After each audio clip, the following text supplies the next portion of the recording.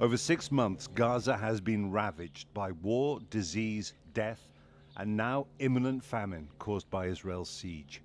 The UN calls it a betrayal of humanity. Kibbutz Nir Oz, right on Israel's border with Gaza, feels like a time capsule, stuck in the horrors of the 7th of October. Hamas broke in at dawn. They killed or took hostage a quarter of the 400 or so Israelis who lived here. Said was laying there, dead, murdered. You could see that he was trying to hold the door closed. And actually the door was locked. The army was opened the door later. Ron Bahat and his family survived in their safe room. Then he recovered dead friends and neighbors, some in pieces.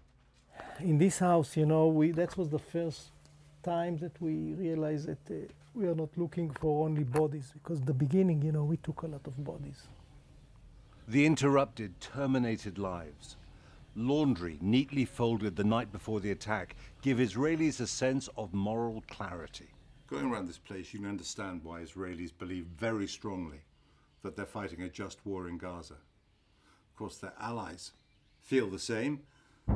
Their quarrel is with the methods that Israel has been using that have cost so many innocent Palestinian lives. And as for the family who lived here in this house, they're dead.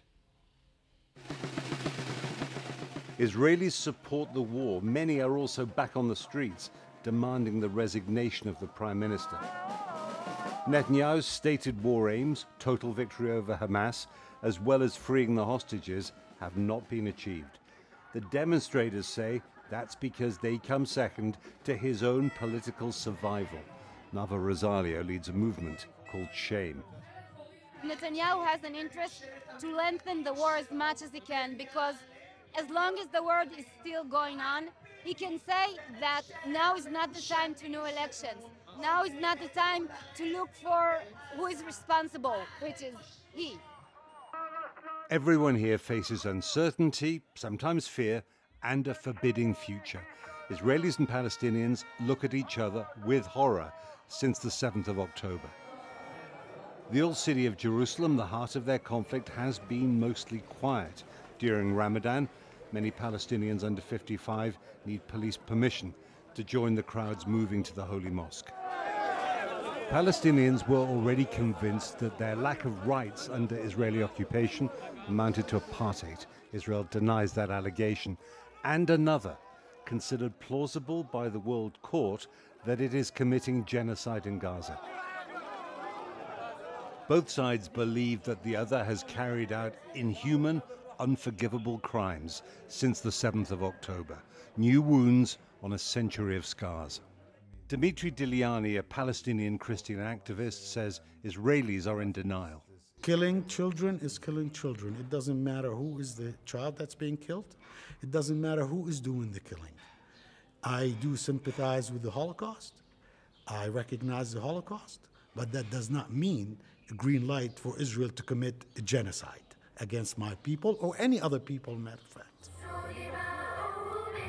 This is Ramallah on the West Bank. Polls show Palestinians have strong support for the Hamas attacks. But like most Israelis, they deny that their side commits atrocities. What happened on October 7th was just one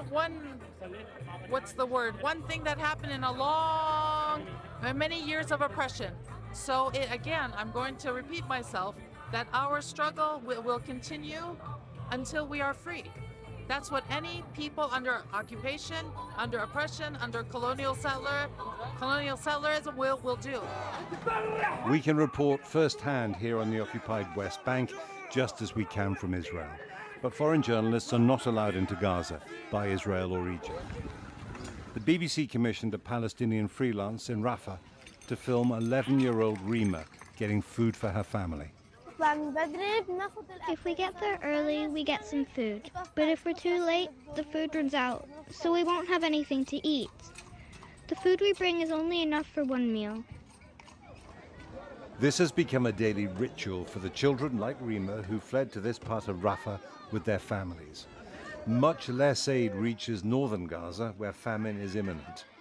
Israel, under US pressure, is letting more food in, but it's also insisting that it can't finish off Hamas without attacking this town, where 1.4 million Palestinians, including Rima, are sheltering. She says getting her family food makes her happy, but Rima's pot is all 7 people have to eat in a single day. 6 months on, the Gaza war is not over. A wider Middle East war threatens. This could get worse.